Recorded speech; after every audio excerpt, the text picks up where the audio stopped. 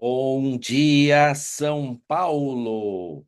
Bom dia, Brasil. Buenos días, Latinoamérica. Todos nuestros amigos que nos escuchan desde los puntos más al sur de Patagonia hasta los sitios más lejos en Norteamérica, sean todos bienvenidos. Yo soy Peter Francolin, radiólogo brasileño. Estamos juntos hoy para más una clase por la FLAUS, Federação Latino-Americana de Sociedades de Ultrassonido, e hoje vamos falar de carótidas. Bom dia a todos, você que nos acompanha através do Instagram, seja muito bem-vindo. Temos uma manhã de calor, sol entre nuvens, 22 graus hoje na cidade de São Paulo. Vamos dar início à nossa aula de carótidas e artérias vertebrais, transmitida pelo Zoom para você que fez a sua inscrição. A aula hoje é uma aula gratuita a todos. Lembrando que a nossa aula ela é gravada, aulas em português com subtitles, leyendas em espanhol. A partir das próximas aulas, você precisa fazer a inscrição, basta fazer a inscrição uma única vez no site da Flaus, www.flausinlinea.com. Essa inscrição ela é gratuita para todos que são sócios da Flaus, ou seja, que são sócios do Colégio Brasileiro de Radiologia, de Assogu, de Saúmbi, de Abum, de todas as sociedades que estão em Flaus. Para você que não faz parte de nenhuma associação, você pode investir US$ 180 e ter acesso a todas as aulas. Muito obrigado a todos. Lembrando que basta uma inscrição. Toda véspera e antivéspera de aula, nós enviaremos o link para a aula do Zoom. Meus caros amigos, bom dia a todos. Eu vou falar devagar para que a tradução seja a melhor possível, mas temos muito conteúdo para a aula de hoje.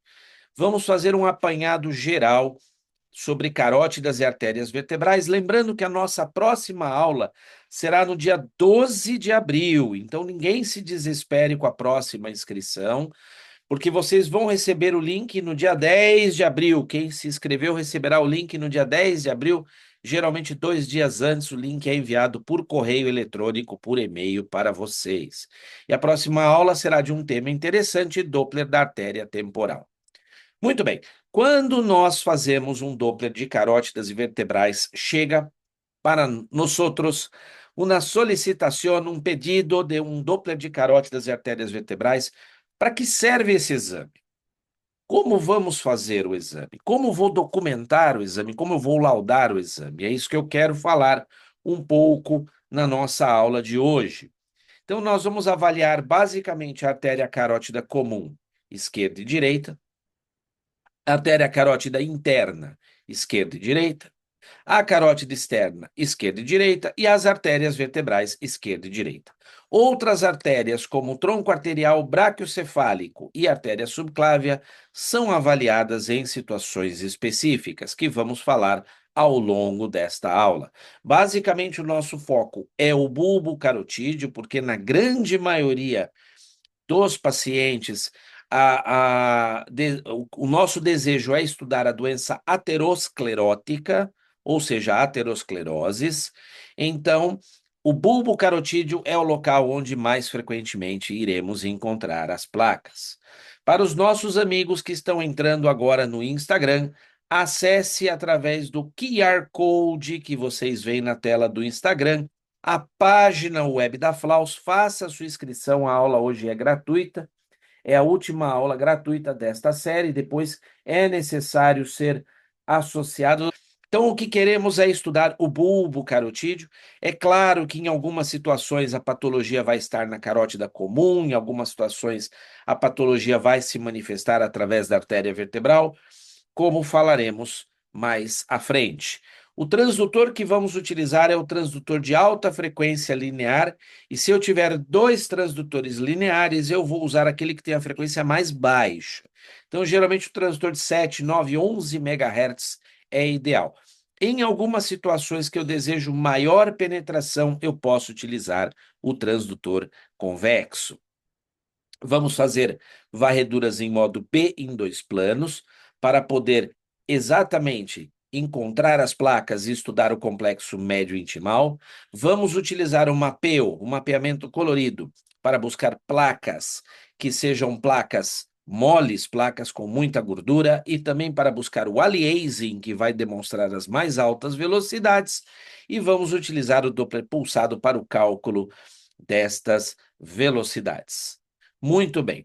Vamos medir o complexo médio intimal, vamos avaliar se tem alguma placa e vamos quantificar o grau de estenose pelo Doppler colorido.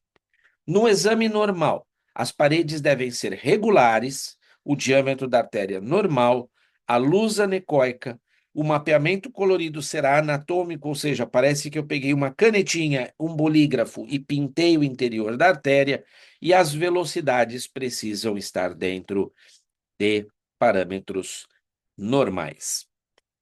Então, o exame pode ser realizado com o paciente posicionado acima de nós, onde, como os radiologistas fazem exame de tireoide, né, de mama também fazem a carótida, ou o paciente pode ser posicionado, como vocês veem aqui, tá certo?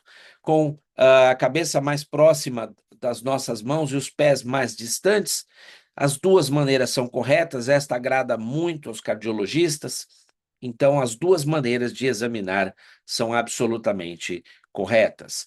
Muito bem. Então, a carótida comum será a primeira artéria a ser estudada. Ela tem um padrão de onda monofásico, de resistência intermediária. Lembrar da correção do ângulo Doppler, que falamos muito na aula anterior para todos vocês, tá certo?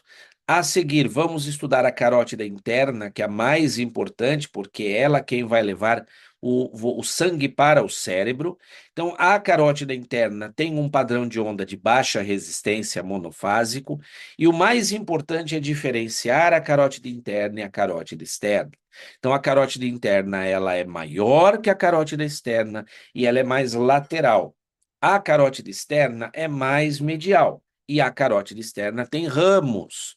A carótida interna também tem ramos, porém os seus ramos não serão visíveis no segmento cervical. Muito bem. Então, aqui estão os 5 critérios para diferenciar a carótida interna e a carótida externa. Este é o ponto mais importante do nosso estudo. A sua localização, repetindo, a carótida interna é mais lateral. O seu calibre, repetindo, a carótida interna é maior. O padrão espectral, a carótida interna tem baixa resistência, a carótida externa tem alta resistência. Se tem ramos, é a carótida externa, e podemos fazer uma manobra de percussão temporal e ver o seu reflexo na carótida externa. Não há necessidade, mas ela é descrita como uma forma de diferenciação, isso é clássico. Então, aqui nós temos algumas imagens para demonstrar que a carótida interna ela é mais lateral, ela é mais, vamos dizer assim, ela é externa, né? E a externa é interna, ou seja, é como se fosse um trocadilho, mas às vezes uma sai em cima da outra. Então, saber que a carótida interna é a maior e que só a carótida externa tem ramos pode ajudar muito. E aqui os espectros, como vocês podem ver, um espectro de baixa resistência com uma diástole bastante cheia da carótida interna. De novo, não esqueçam de corrigir o ângulo Doppler, e a carótida externa com um padrão de alta resistência, uma diástole bem baixinha. E a artéria vertebral, as artérias vertebrais, na quase totalidade das pessoas, com exceções de variações anatômicas, as artérias vertebrais emergem a partir das artérias subclávias e elas vão apresentar um padrão de onda muito parecido com a carótida interna. Nós costumamos estudar as vertebrais no segmento V2, quando nós vemos as apófises transversas, porque nesse segmento de V2, apesar da sombra que as apófises determinam, nós podemos ter certeza que estamos na artéria vertebral e não no tronco tíreo-cervical. Então, geralmente a vertebral é conhecida como V0 na emergência, o segmento V1, o segmento cervical afora dos foramens. Quando eu passo através dos foramens aqui, eu tenho essas estruturas ósseas que vão fazer sombra, é o segmento V2, e aí V3 e V4 são segmentos mais altos que nós não estudamos com o transdutor linear. Então, nós vamos documentar em V2. Todo o nosso exame de carótidas começa com um bom modo B. um bom modo B, onde eu vou escanear a carótida comum, encontrar o bulbo carotídeo, localizar a carótida interna e a carótida externa e observar se existe ou não existe alguma placa. Aqui do lado esquerdo, a veia jugular, artéria carótida comum. Cheguei no bulbo carotídeo, eu tenho aqui a carótida externa, a carótida interna, um exame normal neste caso.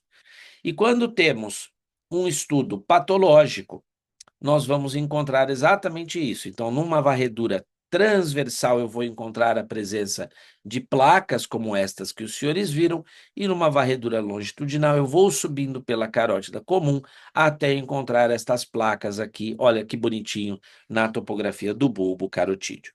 Nós vamos falar a seguir sobre as placas, que realmente são o principal objetivo de identificação do nosso estudo. Mas antes de terminar, lembrar que as variações anatômicas não são frequentes nas artérias carótidas, né? O que nós temos de mais comum é a emergência do primeiro ramo da carótida externa através da carótida comum, que é a artéria tireoideia superior, tá certo? E este é muito importante, me pediram para falar da documentação, quantas fotos eu devo fotografar. Então, segundo o Colégio Brasileiro de Radiologia, nós recomendamos uma documentação mínima de 18 fotos para um exame de carótida. Parece muito, mas são 9 fotos de cada lado, então praticamente 2 fotos por vaso. Como seriam essas 18 fotos? Eu vou falar de um lado. Então, 2 fotos do bulbo, longitudinal e transversal, para mostrar que não tem placa ou para mostrar que tem placa. Uma foto do complexo médio intimal com a medida do complexo médio intimal. Então, 3. Uma foto da carótida comum, da carótida interna, da carótida externa e da artéria vertebral, com Doppler colorido e pulsado. 7 fotos de um lado.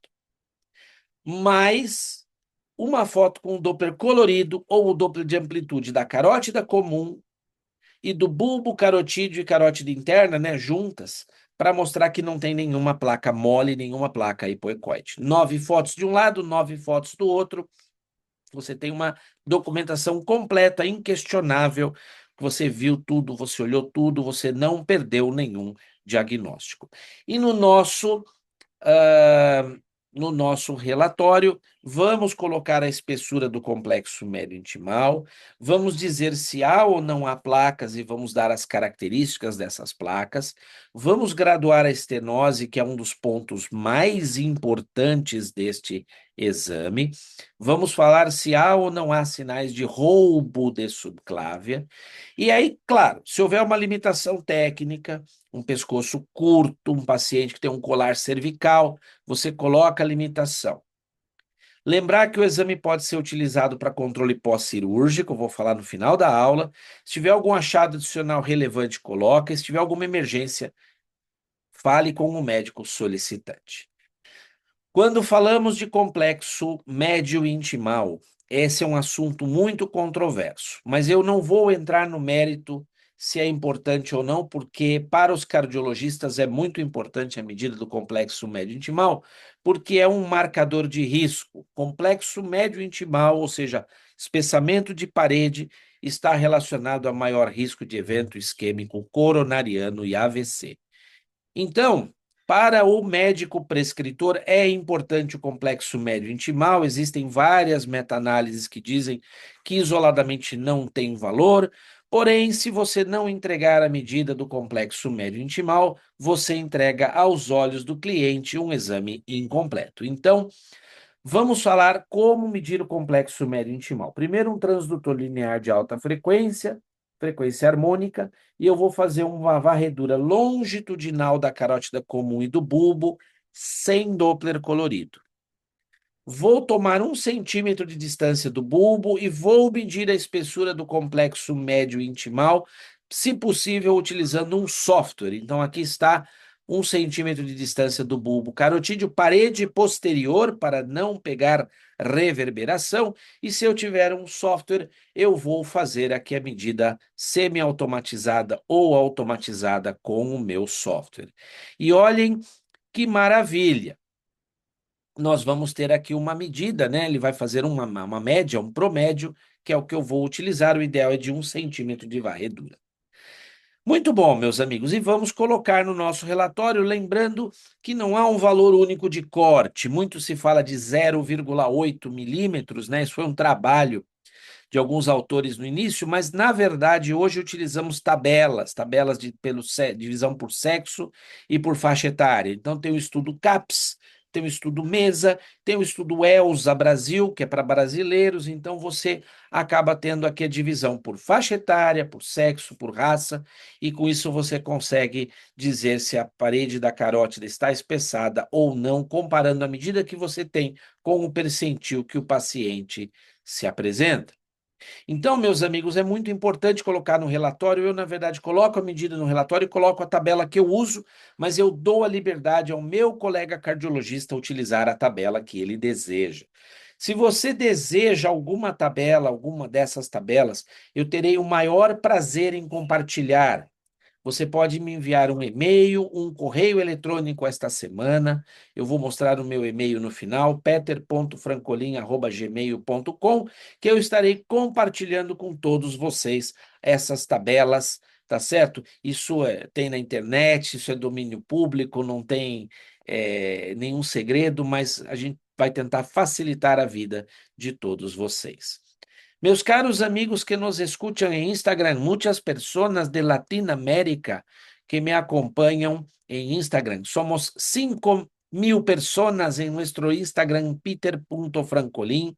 Gracias a todos, gratitud a todos. Muito bom. Essa placa é uma placa que eu encontrei nas minhas viagens para a Europa. Então, nós temos que interpretar a placa corretamente, porque senão o carro cai na água, né? Nós vamos ter problemas. Então, quando eu encontro uma placa no bulbo carotídeo, como esta, uma placa calcificada, como eu sei que ela é calcificada? Porque ela é hiperecóica e faz uma sombra acústica posterior. Então, essa placa, ela é uma marcadora de risco, ela quer dizer que esse paciente é um arteriopata. Então, ele também deve ter placas no território coronariano. Muito bem. Esse é o nosso trabalho. E além de identificar as placas, eu vou tentar descrever essa placa para o meu colega prescritor para dizer o risco que essa placa representa e o quanto de estenose ela gera. Vejam, essa outra placa é diferente. Essa é uma placa que tem pontos de calcificação, mas ela é mole, ela é fibroadiposa, ela tem vários componentes diferentes, porque ela tem ecogenicidades diferentes, ela tem uma irregularidade, ela é grande. Então, essa é uma placa que tem um maior risco, independente do grau de estenose, de causar um fenômeno ateroembólico agudo.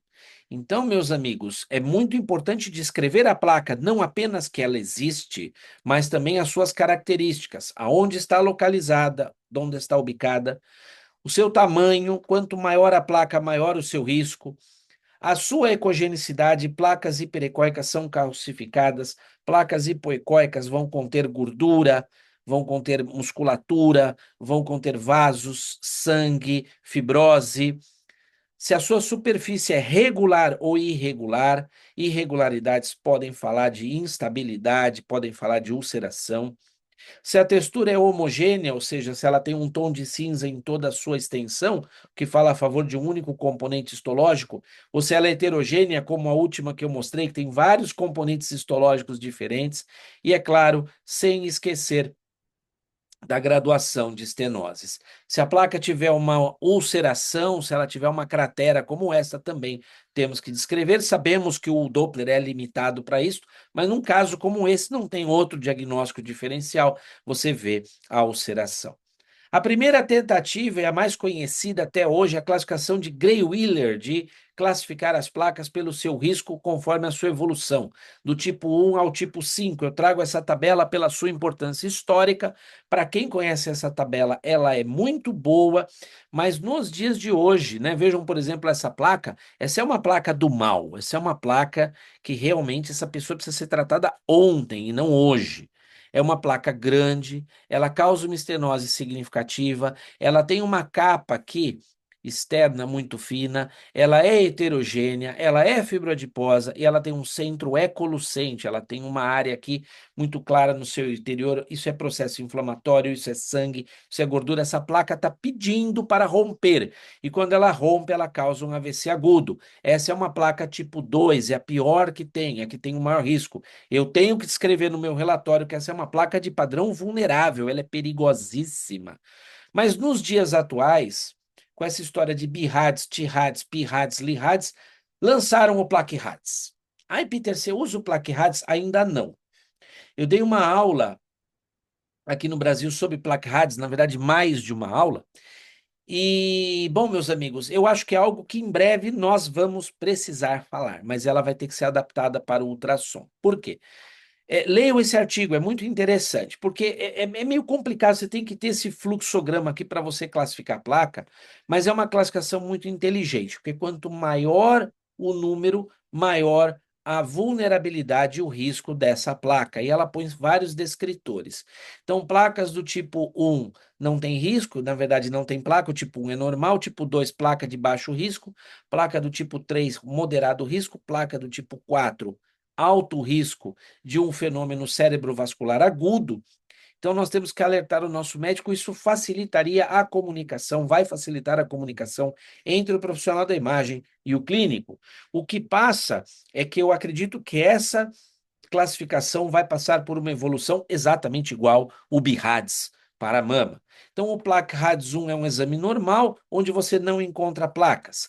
Plaque RADS 2 é quando você encontra a placa, mas ela tem menos de 3 milímetros de espessura e nenhum sinal de complicação, como esta que vocês estão vendo. Ela tem 2 milímetros de espessura, ela é homogênea, ela é fibrodiposa, o seu risco é baixo. Existe risco, mas o seu risco é baixo. A placa 3A é uma placa que toda placa 3, ela tem mais de 3 milímetros de espessura, mas você não vê sinais de complicação como essa daqui. Então, ela tem mais de 3 milímetros de espessura, tem até uma calcificação, mas ela não tem sinal de complicação no seu interior. A 3B tem uma cápsula fibrosa intacta e ausência de características de complicação. Esta aqui poderia ser uma 3B, porque eu vejo a cápsula, eu não vejo sinal de complicação, mas essa é uma placa que está pedindo para ulcerar. E a 3C é aquela que já tem a ulceração que é mais bem vista pela tomo, pela ressonância e pela angiografia, mas que também pode ser caracterizada quando ela é grande pelo ultrassom. Então você coloca o Power Doppler, você consegue pintar esse nicho de ulceração, ele tem mais de 1,5 milímetro de profundidade, então você pode se atrever a falar que o aspecto sugere uma ulceração. Gente, aqui não tem outro diagnóstico, né? Isso é uma placa ulcerada. Então, isso é uma verdadeira cárie, se me permitem a brincadeira, no interior dessa placa. Então, nós precisamos informar que essa é uma placa já complicada, ela tem sinais de ulceração, ok? E a placa tipo 4A, B e C, isso é muito difícil pelo ultrassom, eu acho que é aqui que o Plaque RADS tem que melhorar para o ultrassom. Talvez o ultrassom classifique apenas como 4, não entre no mérito das demais letras, mas isso é o que eu acho. O mercado vai dizer com o passar dos próximos meses, mas a principal característica do tipo 4A é a hemorragia intraplaca, que nós vemos bem na ressonância, mas não vemos bem no ultrassom. O 4B, você tem a ruptura da cápsula fibrosa com hemorragia adjacente. Também aqui essa imagem eu não achei ela feliz. Quem faz ultrassom diz que isso é muito difícil. Talvez a ressonância é melhor. Então, a imagem mais parecida que eu encontrei foi esta, mas a minha vontade é classificar como 3C, porque eu não vejo hemorragia. Talvez aqui um pequeno coágulo, mas é limitado. Então, eu acredito que o Plaque RADS ainda vai evoluir, mas é importante que vocês saibam que já está em processo. E o 4C é uma hemorragia intraplaca com ruptura da cápsula. Novamente, o ultrassom, ele mostra que é uma placa grave, mas ele tem dificuldade de mostrar essas características. A única placa que eu tenho que realmente me convenceu é esta, onde eu vejo uma placa mole com sinal de ulceração e aqui um coágulo que se movimentava com os batimentos, os latidos cardíacos. Bom, essa placa ela pode levar a uma oclusão aguda, como neste caso, que o paciente tem uma oclusão aguda da carótida comum, um AVC. Esse paciente estava em Glasgow 13 quando chegou para nós, uma oclusão aguda por um fenômeno agudo da placa. E o Plaque Hadds também ensina como reportar, como informar. Então, tem que dar o grau da estenose, a espessura do complexo médio-timal, o tipo de exame que você usou, se é ultrassom, Doppler, tomografia, ressonância, angiografia, os achados adicionais, você tem que dar o número do Plaque Hadds e sugestões sempre que necessário. Muito bem. Considerando que o Plaque Hadds ainda não está em uso pelo ultrassom, mas muito provavelmente nós vamos começar a usar ainda esse ano, vocês precisam saber agora fazer a avaliação das estenoses. Esse é o ponto mais importante do nosso exame. Vocês precisam saber que o conceito de hemodinamicamente significativo, ele varia de sítio para sítio, de leito para leito. E na carótida interna, o conceito de estenose hemodinamicamente significativa, ou seja, aquela que necessita de intervenção cirúrgica, é 70% de estenose. Então, se você tem uma estenose abaixo de 70%, você não pode colocar que ela é hemodinamicamente significativa. Ah, Peter, mas se for maior que 50. Maior que 50 não é hemodinamicamente significativo para a carótida, é hemodinamicamente significativo para uma artéria periférica, dependendo do território que você está. Então, precisa tomar muito cuidado com isso, porque abaixo de 70% o manejo é clínico. E nós temos duas maneiras de medir a nossa estenose. Ou eu meço diretamente com o caliper, ou eu faço avaliação hemodinâmica. Nós vamos fazer avaliação hemodinâmica. Eu posso medir uma placa como se fosse um NASCET? Poder eu posso, tá? Só que quando o NASCET ele foi desenvolvido para angiografia, se eu faço a medida aqui, eu tenho que lembrar que o NASCET utiliza um território distal da carótida interna normal para fazer a relação. Se eu tentar fazer a mesma coisa no ultrassom, eu estou medindo o europeu, eu não estou medindo o NASCET. Então, o número vai ser diferente, você vai falar que tem uma estenose maior que 70%, o colega vai pedir a anjo, não vai bater o número, vai dar confusão. Outra coisa, você consegue fazer essa medida boa quando você tem placa mole. Quando você tem uma placa calcificada como essa, que gera sombra acústica posterior, você não vê a luz. Então, você não consegue graduar a estenose. Fora isso, a variabilidade interobservador e intraobservador é muito grande. Por este motivo, nós não recomendamos a medida direta. Se for uma placa mole, como essa daqui, você consegue medir a carótida interna distal, você pode até tentar fazer, mas sem o Doppler colorido para você ver bem a luz e ter uma medida confiável. Agora, placa calcificada, esquece, não é confiável. Nós vamos fazer avaliação hemodinâmica. Toda avaliação hemodinâmica tem parâmetros diretos que eu encontro diretamente no ponto da estenose, que é o que nós vamos avaliar na carótida, e parâmetros indiretos, que é o fluxo TAR dos parvos, que aqui é muito difícil de encontrar porque o território que nós temos aqui é estreito, é curto. Então, nós vamos buscar parâmetros diretos de estenose. Quais seriam eles? Aumento de velocidade de pico sistólico, aumento de velocidade de diástole final, razão de velocidades aumentada, turbulência e aliasing. Então, onde eu vou medir velocidades? Suponha que tem um bulbo carotídeo aqui com placas. Você vai medir no ponto em que ocorre a maior velocidade. Você vai ver um aliasing. Lembram que eu falei na aula anterior de aliasing? Quem não lembra, assista a aula anterior. Está disponível gratuitamente para todos no nosso site da Flaus, onde vocês veem os vídeos com as aulas. Tem a minha aula sobre a introdução ao Doppler, né, e a butoneria, a butonologia. Então, você vai buscar o ponto de aliasing e vai fazer a sua medida exatamente nesse local. Então, vejam, aqui eu tenho uma placa calcificada, eu tenho a carótida comum, aqui já é emergência da carótida interna, e eu tenho esse chorro, eu tenho esse jorro de água, de sangue, no caso, né? Não é uma mangueira de jardim. Então, nós temos uma estenose aqui, a velocidade aumenta e gera este aliasing, essa cor mais clara. É nesse ponto que eu vou buscar as maiores velocidades, eu vou utilizar a maior velocidade que eu encontrar. Além de utilizar a maior velocidade, eu vou fazer uma razão entre a maior velocidade, que neste caso é 169 centímetros por segundo, dividido pelo ponto antes da placa, que neste caso é 57 centímetros por segundo. Então, eu tenho aí praticamente uma razão de 3 para 1. Esses aumentos de velocidade, eles vão estar aí na tabela para que você possa utilizar. Então, eu vou medir antes da placa, vou medir a maior velocidade no ponto de aliasing e vou fazer a razão de velocidades. Eu costumo dizer que é como se fosse uma chama de uma vela, eu vou buscar a cor azul e amarela, que são os pontos mais quentes, são os pontos onde ele tem a velocidade maior. Aqui um outro exemplo do aliasing que nós vamos buscar é esse ponto que tem as maiores velocidades. Não esqueçam de corrigir o ângulo Doppler. Muito bem. Eu sempre faço essa comparação que é uma chama de vela, lembra o bico de Bunsen, que as cores azuis têm as maiores temperaturas, no caso aqui, as maiores velocidades. Bom, quando vamos classificar as estenoses são classificadas segundo esta tabela que foi lançada em 2003, que é o chamado consenso de carótidas. Então, se a carótida interna tiver uma velocidade acima de 120 centímetros por segundo ou uma razão de velocidades de 2 para 1 em relação à carótida comum, eu vou dizer que aquela placa determina uma estenose maior que 50%. E se a velocidade estiver acima de 230 centímetros por segundo, ou a razão for maior que 4, é o índice de Moneta, essa estenose está acima de 70%, é cirúrgica, e entre esses dois pontos é uma estenose de 50% a 69%. Isso, para toda a Latinoamérica, é o que aplicamos, isso é o que se aplica em Estados Unidos, em Norte-América, em Europa.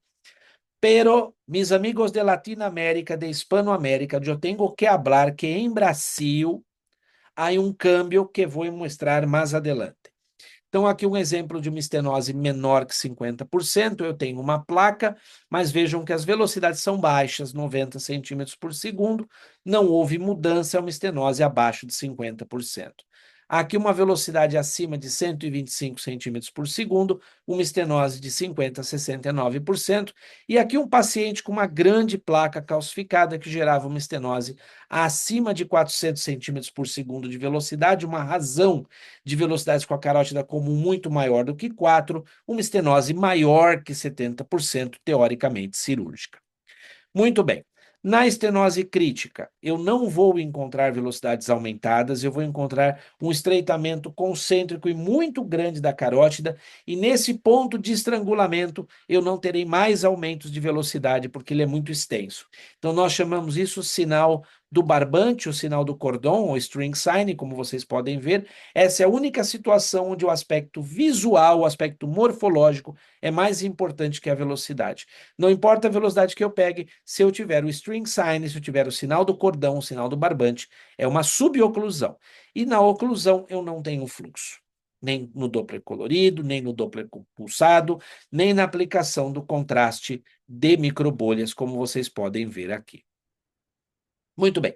O que há de diferente no Brasil? O que há de diferente no Brasil?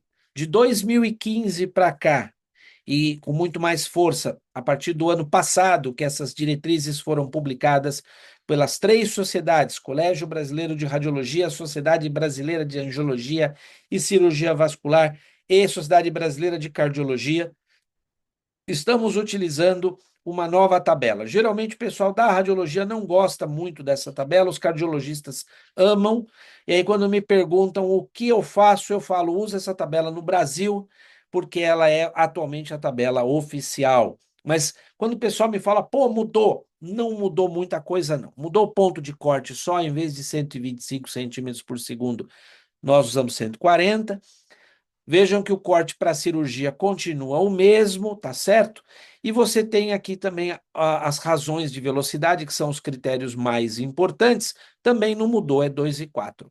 A única diferença é que os cardiologistas, os clínicos pediram para subestratificar estenose. Então, uma estenose que antes nós chamávamos de 50 a 69, hoje nós subestratificamos de 50 a 59 ou de 60 a 69. Baseado muito no quê? na velocidade diastólica final e se a razão de velocidade está entre 2 e 3 e 1 ou se está entre 3 e 2 e 4. Então é fácil. Você faz a razão de velocidades, vê onde caiu e aí você vai colocar ela entre 50 e 59 ou 60 e 69. Se a velocidade de pico sistólico for muito alta, acima de 400, como naquele exemplo que eu mostrei para vocês, dá para falar de estenose maior que 90%. Só isso. Estes outros critérios são critérios menores, eles são utilizados quando há dúvida, quando há empate, eles não são os mais importantes. Os mais importantes são a velocidade de pico sistólico, vejam, a importância maior, importância intermediária, velocidade diastólica final e razão de velocidades, e por último, essas outras razões que são razões auxiliares, tá? Então, não mudou muita coisa, mudou um pouquinho o ponto de corte, só para que vocês estejam cientes. E no nosso relatório, na nossa documentação, eu vou colocar a espessura do complexo médio intimal, a caracterização das placas, como eu expliquei, a graduação da estenose em percentual, faixa de percentual, e vamos falar também se tem sinais de roubo de subclávia, se tem limitação técnica, se é controle pós-cirúrgico, como já falamos antes. Vamos falar um pouquinho sobre doenças não ateroscleróticas do sistema carotídeo. Então, nós temos algumas situações que nós podemos encontrar no nosso dia a dia. Vamos encontrar algumas situações. Também saludos ao pueblo de Venezuela que está com nós, muito carinho. Pues sería obligatorio poner la categoría RADS en reporte o solo describiendo bien está bien. Doctora Carolina, mira, si describimos bien, está bien, podemos llamar la atención que es una placa vulnerable, que es una placa complicada.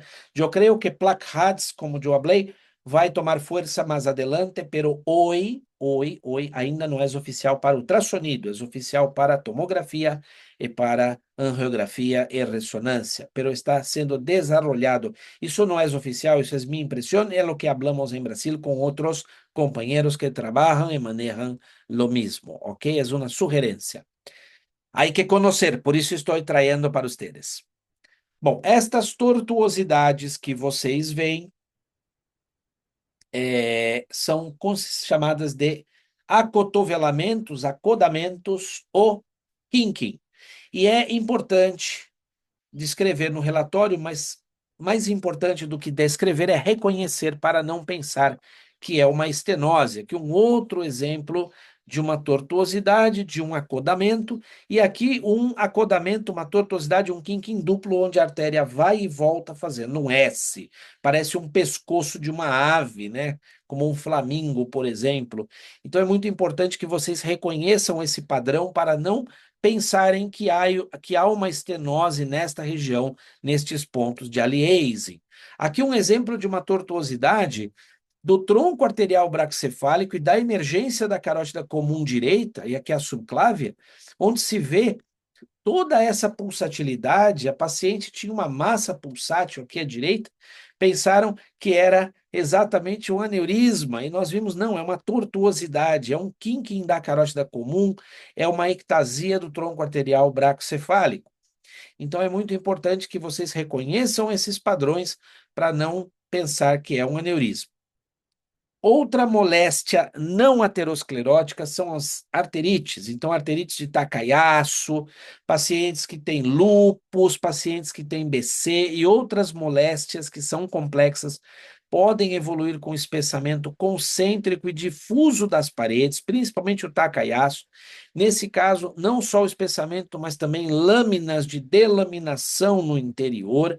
Em alguns casos, um aspecto rendilhado, com a parede quase totalmente tomada por um material hipoecóico com processo inflamatório em toda essa região, fazendo esse aspecto de estenoses múltiplas. Isso é complexo, você vai suspeitar pela história, pela idade da paciente, geralmente sexo feminino. E essas arterites, elas podem evoluir com oclusão, em geral da carótida comum, que é o vaso mais acometido. Como neste caso em que a paciente teve uma oclusão da carótida comum, foi necessário fazer um enxerto para manter o fluxo. Essas pacientes que têm oclusão comum, eles podem, como se diz, evoluir com circulação colateral. Aqui uma carótida externa invertida, que recebe fluxo das suas tributárias, dos seus ramos. Nós temos aqui um fluxo invertido e essa carótida externa reenche a carótida interna, porque a carótida comum está ocluída. Então, esse é um circuito de circulação colateral que existe. Existem outras inversões do circuito, como, por exemplo, o roubo de subclávia, que eu vou mostrar mais à frente. Aqui um outro exemplo de paciente com oclusão da carótida comum por um Takayasu, inversão da carótida externa, reenchimento da carótida interna. Isso já é descrito pela literatura há muito mais do que 2 décadas. Então é muito importante que vocês conheçam essa alteração para que quando chegue uma paciente jovem com arterite Takayasu em você, para você, você reconheça esta alteração. Muito bem, aqui a tomografia mostrando os mesmos achados. Vejam que a carótida comum muito fina, muito delgada, a carótida externa com seus ramos colaterais, enchendo a carótida externa, invertendo e enchendo a carótida interna, que está normal. Mas olha que maravilha, o Doppler mostra isso colorido, a tomo não tem essas cores para designar qual o sentido de fluxo. Outra patologia que nós podemos encontrar e que não é comum, mas existe, são os aneurismas. Sim, meus amigos, carótidas podem ter aneurisma, não é comum, mas pode ter. Então, aqui um exemplo de um aneurisma que eu peguei na residência médica, e vejam que esse aspecto não só é visto no ultrassom, mas ele foi confirmado por tomografia computadorizada. Então, vejam que bonito caso para ilustrar, mas isso não é comum. Aqui um outro exemplo, um aneurisma agora sacular não fusiforme da carótida interna. Essa paciente tinha um Kinking, depois ela tinha esse aneurisma e ela foi operada. Ela chegou para mim já no pós-operatório, onde foi fechado o aneurisma, e esse aneurisma, na verdade, agora estava fechado, sem fluxo, era apenas um hematoma. Ele não foi retirado para não causar nenhum dano na região cervical, ele está aí fechado, acabou o aneurisma, a vida da paciente está salva. E tumores? Tumores podem acontecer, sim. Você pode ter o paraganglioma, né, o glomus carotídeo, que é um grande tumor muito vascularizado e que vai acometer a bifurcação carotídea, respeitando a luz da carótida interna e da carótida externa. Então, se você tem um grande tumor que envolve o bulbo carotídeo, mas que respeita a luz e ele é muito vascularizado, tem que suspeitar de glomus carotídeo. Muito bem. Dissecção. O ultrassom não é um bom método para ver dissecção, mas como doença não aterosclerótica, ela pode aparecer. E o que nós vamos encontrar é a presença do flap no interior da artéria. Então, se você vê aquele flap balançando, você vai encontrar aí, geralmente tem 2 luzes, as 2 luzes podem ter fluxo anterógrado, eventualmente a luz falsa pode ter fluxo retrógrado, e aí você vai fazer o diagnóstico de uma dissecção. Aqui um caso de uma senhora de 40 anos que teve um episódio de desmaio, estava tomando medicamentos e veio para fazer o exame de controle. Disseram que a carótida dela era pequenininha. Realmente a carótida dela era pequenininha, tinha uma plaquinha. E eu achei estranho esse exame, coloquei o Doppler colorido e tinha 2 luzes, uma luz aqui e outra luz aqui com fluxo retrógrado. Eu falei, caramba, isso aqui não é a parede, isso aqui é, na verdade, uma outra luz retrógrada. Isso é uma dissecção. Aqui está o flap de dissecção, não está tão fácil de ver, mas olha que bonito esse caso. Realmente nós vemos as 2 luzes, uma com fluxo retrógrado. Então, quando você encontra algo muito esquisito, muito estranho, pensar em dissecção. Aqui uma dissecção da artéria vertebral, onde uma luz está ocluída e a outra tem fluxo. Aqui um exemplo onde se vê muito bem o flap com 2 luzes. Então, lembrar que as dissecções existem e também o parente da dissecção, que não é uma dissecção, é uma malformação, é uma fibrodisplasia da parede, o web carotídeo. O web carotídeo nada mais é do que uma lâmina de parede mal formada, que parece uma espinha de peixe, né? Ela fica parecendo uma dissecção, mas ela é muito pequenininha e ela faz essa indentação. Quando a indentação é grande, ela parece uma placa, ela vai causar muitas vezes AVC em pacientes jovens, ela pode ser confirmada a tomografia computadorizada. Aqui um outro web carotídeo, veja, parece uma lâmina, não parece uma placa, parece uma lâmina confirmada pela tomografia computadorizada. Então, nós precisamos estar atentos. Essa moléstia foi descrita há não muito tempo, então ela ainda é desconhecida de muitos de vocês. E uma outra moléstia não aterosclerótica que vocês vão ver em jovens, paciente que chega com uma dor cervical, tem um episódio de gripe alguns dias atrás, uns fenômenos, alguns sintomas de febre, mal-estar, tem uma dor aqui, pedem um ultrassom cervical e no ponto da dor você encontra uma placa mole. Isso aqui é indistinguível de uma placa mole, é o ponto exato da dor. Isso é a carotidínia. Quem vai encontrar carotidínia? Quem trabalha em pronto-socorro. Então, você vai encontrar uma placa mole num paciente jovem, sem comorbidades, que corresponde ao ponto da dor, e com tratamento ela costuma regressar, ela costuma remitir depois de algumas semanas ou meses. Realmente é um desafio, né? Nós ficamos com medo de falar em placa mole para pacientes jovens, mas tem que lembrar desse diagnóstico diferencial, a carotidínia. Meus caros amigos, estamos caminhando bem. Vejam que a aula é longa. Hoje o tema é longo, o tema é bastante desafiador e seguimos em frente. Avaliação do circuito posterior. Nós vamos avaliar as artérias vertebrais para dizer se elas estão pérvias e se tem sinal de roubo de subclave. Muito bem. Eu preciso lembrar que às vezes eu não vejo a artéria vertebral porque ela é hipoplásica, quando ela tem menos de 2 milímetros. Algumas pessoas falam 1,5 milímetro, dependendo do trabalho da literatura. A artéria vertebral é muito difícil fazer o diagnóstico de estenose, mas elas existem. Geralmente, a estenose por aterosclerose da artéria vertebral ocorre, sabem aonde? No seu segmento V0, na sua emergência. E nós temos inversões do sentido de fluxo que vão acontecer quando nós temos o roubo de subclave. Então, aqui temos um exemplo de uma artéria vertebral de diâmetro normal, no seu segmento V2, vejam as apófises transversas, e aqui uma artéria hipoplásica com 1,5 milímetro de diâmetro. Tem que lembrar que as duas artérias vertebrais convergem para formar a artéria basilar, e a artéria basilar vai fazer parte do polígono de Willis. Então, o que acontece? As duas artérias vertebrais são ramos, na maioria das pessoas, das artérias subcláveas. Você tem a artéria subclávea, tem a emergência da artéria vertebral no segmento V0 e V1. Esse é conhecido como o sinal do cachimbo. E nós temos que tomar cuidado com o tronco tiro-cervical, que também sai nessa topografia vertebral, e o tronco tiro-cervical. Só que o tronco tiro-cervical vai para a região cervical anterior e a artéria vertebral vai caminhar para dentro do foramen e passar no segmento V2. Por isso que nós registramos a artéria vertebral em V2 para ter certeza que estamos na artéria vertebral com esse registro bonito que vocês veem. Tomem cuidado com a veia vertebral. A veia vertebral ela tem um fluxo fásico, só que a onda é suave. Eu costumo dizer que parece o pão de açúcar, ou aquele morro famoso aqui do Rio de Janeiro. Então, muitas vezes você não encontra a artéria vertebral porque ela está hipoplásica, encontra a veia. E a veia tem esse fluxo, você fala, é artéria. Está invertida, não é artéria. Prestem atenção, olha a curva como é uma curva suave, parece o pão de açúcar. Comparem com uma artéria vertebral invertida, ela é pontiaguda. Comparem com uma artéria vertebral normal, ó, artéria normal, veia normal, veia normal. São diferentes, prestem atenção para vocês não darem falso positivo, ok? Bom, é muito difícil falar de estenose. Eu tenho uns 3, 4 casos de estenose, eu vou compartilhar um aqui, porque realmente a gente pede para tomo confirmar. Nós vamos utilizar velocidades de pico sistólico muito altas, acima de 210 centímetros por segundo, né, na vertebral, para dizer de estenose, e vamos procurar essa estenose no segmento V0, V1. Então, você está em V2, você vai descer para procurar. Aqui um exemplo.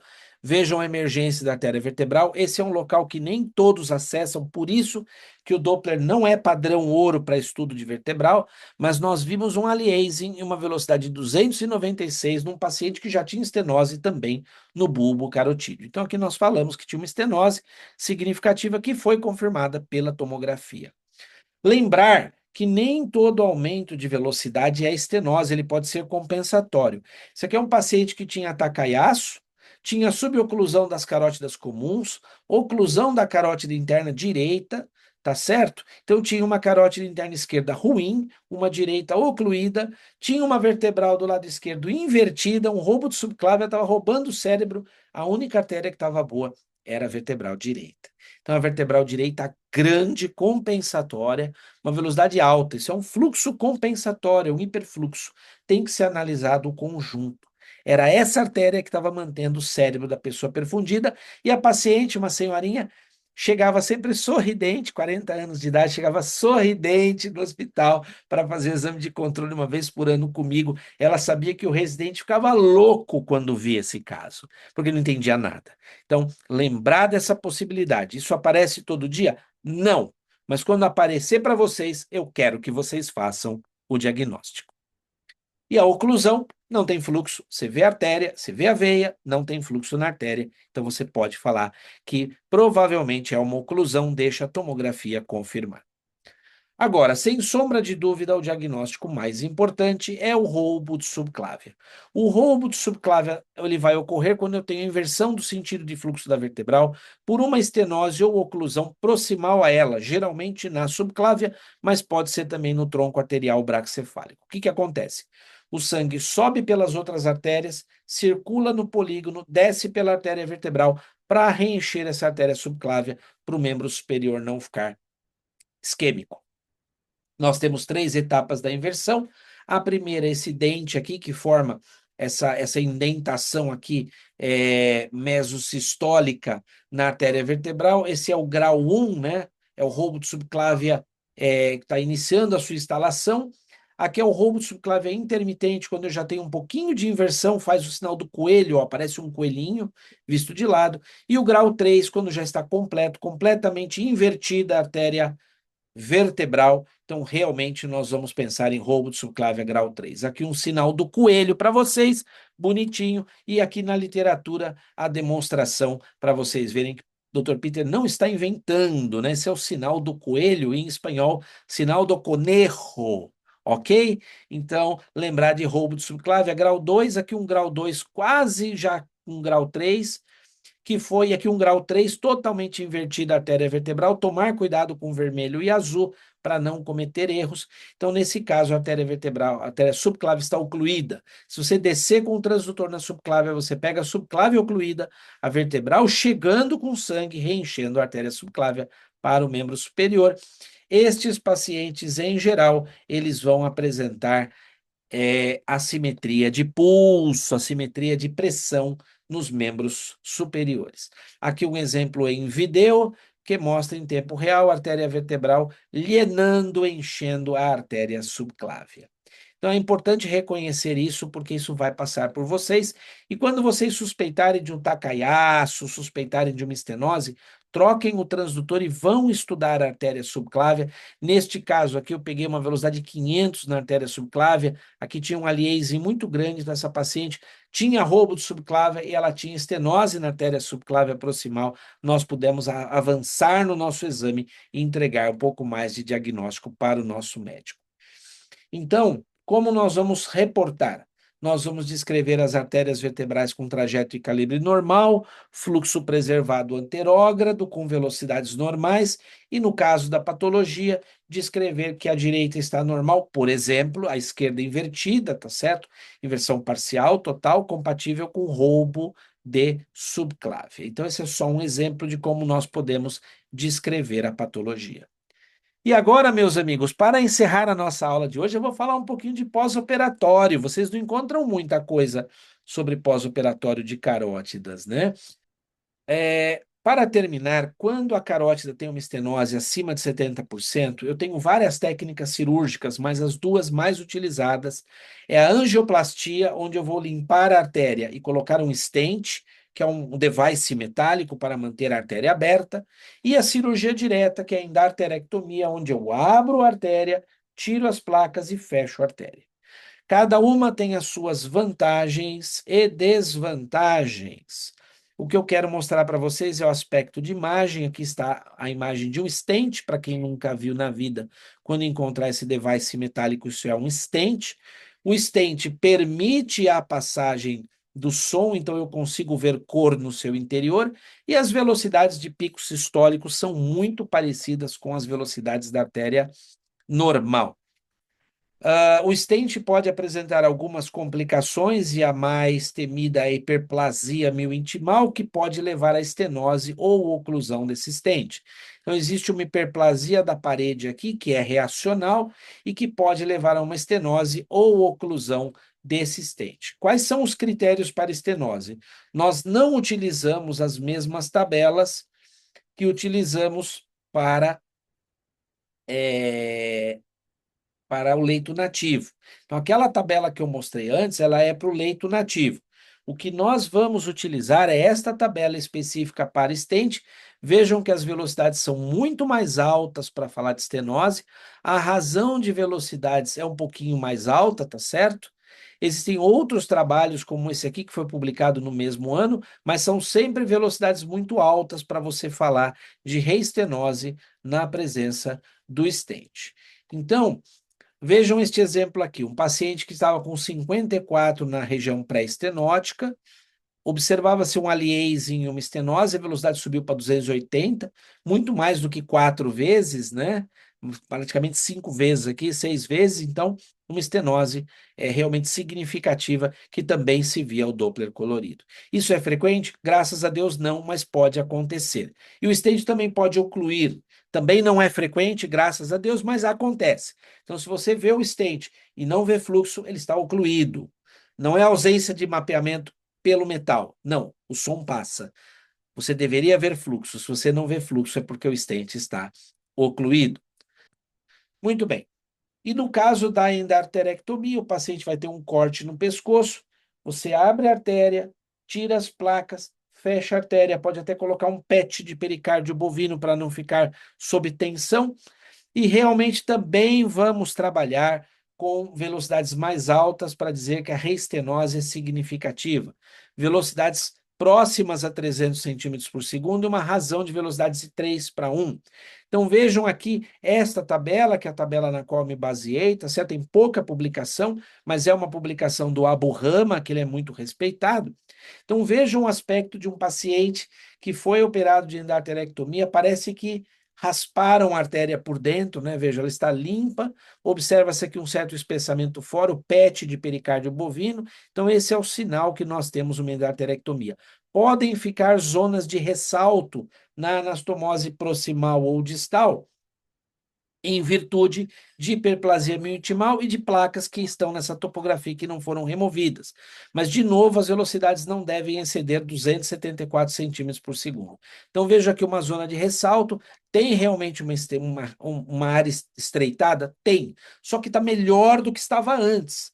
Antes era maior que 70%, agora é menor que 70%. Então, o que que acontece? Você vai colher a velocidade aqui, certo? Você vê que tem esse ressalto aqui, mas o sangue passa bem, veja, uma velocidade de 152, que para um leito nativo seria caracterizado como uma estenose de 50% a 69%. Aqui eu vou dizer que não tem reestenose significativa, não há reestenose significativa após endarterectomia. Isso é comum, ok? Nós trabalhamos com valores mais altos. Então, vejam vocês como funcionam esses valores. Eu tenho aqui uma endarterectomia, dá para ver bem, e eu tenho um estreitamento bastante acentuado. Então, primeira coisa, ver no modo B o estreitamento. Você viu no modo B o estreitamento? Ficou preocupado? Põe o Doppler colorido. O Doppler colorido está mostrando estreitamento significativo, eu estou preocupado. Vamos pegar as velocidades. Velocidade na carótida comum, 46. Velocidade nesse ponto de estenose, 400, 300 e pouco, muito alto. Então, acima de 274, a razão maior do que 3. Então, aqui eu vou dizer que tem um estreitamento ao nível do ponto distal de manipulação cirúrgica, com altas velocidades, compatível com reestenose após a endarterectomia. Ou seja, o cirurgião vai coçar a cabeça, vai ficar chateado, vai pedir uma anjo, vai confirmar e vai reabordar. Ele pode reabordar por via direta, ele pode passar um stent aí, pode angioplastar. Aí não, realmente não sou a melhor pessoa para falar, mas são as opções que nós temos. Muito bem. Aqui a tomografia para confirmar os mesmos hallazgos, né, os mesmos achados. E, eventualmente, para terminar a aula, vocês podem encontrar algum device aí recoberto como um Viaban. Este Viaban foi passado num paciente que tinha tumor do o globus carotídeo, né, o paraganglioma. Então, passaram esse Viaban, que é um stent recoberto, tá certo? Parece um PTFE, mas não é. E o que que acontece?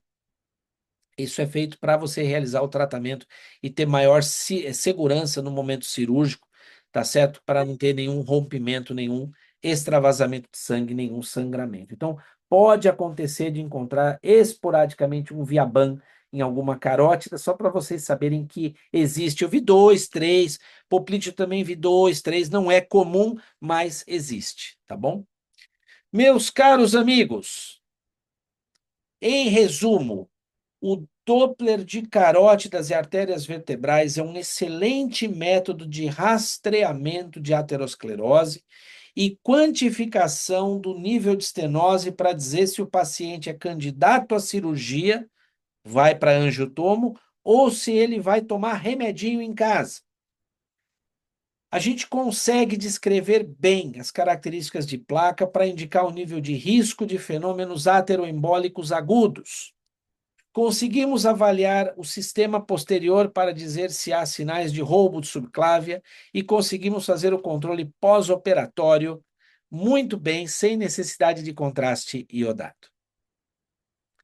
Meus caros amigos, este é o nosso intuito. A cada aula falaremos de um exame diferente. Alguns exames são mais longos, outros exames são mais curtos. Esse aqui é um que tem a aula bastante longa, talvez uma das maiores aulas do nosso curso. Mas como é um exame muito importante, eu escolhi este exame para que fosse aberto para todos. A partir da próxima aula, faça a sua inscrição. Você que não tem a sua inscrição, faça a sua inscrição através do site da Flaus. Eu vou mostrar o endereço no próximo slide. Lembrando que a próxima aula será dia 12, então ninguém entre em pânico. Ah, eu não recebi o enlace, eu não recebi o link. Vocês vão receber o link do Zoom aproximadamente 2 dias antes da aula. Fique de olho na sua caixa de e-mails. A próxima aula, dia 12 de abril, Doppler das artérias temporais. Eu quero compartilhar o meu correio eletrônico com todos vocês. Você que está no Instagram, né? Vamos compartilhar o endereço do Instagram, é o @peter.francolin, igual ao meu e-mail, é o meu Instagram oficial, e o site da Flaus, flausenlinea.com. Estão todos invitados, lá tem várias aulas, várias classes gratuitas para vocês. Acessem o site, mantenham-se informados sobre as atividades da Flaus. Meus queridos amigos, saludos a todos desde Brasil. Gracias por la paciencia. Yo sé que Subtitles no es perfecto, pero es mejor que tenemos hasta agora em mercado. Muito obrigado a todos pela presença. Aula em português, subtitles em espanhol. Saludos a todos desde Brasil. Saudações da Federação Latino-Americana de Sociedades de Ultrassonografia, que estará presente em todos os eventos do Colégio Brasileiro neste ano. Um grande abraço a todos e eu os verei na próxima aula para falar de artéria temporal. Saludos! Um grande abraço, bom domingo. Fiquem com Deus.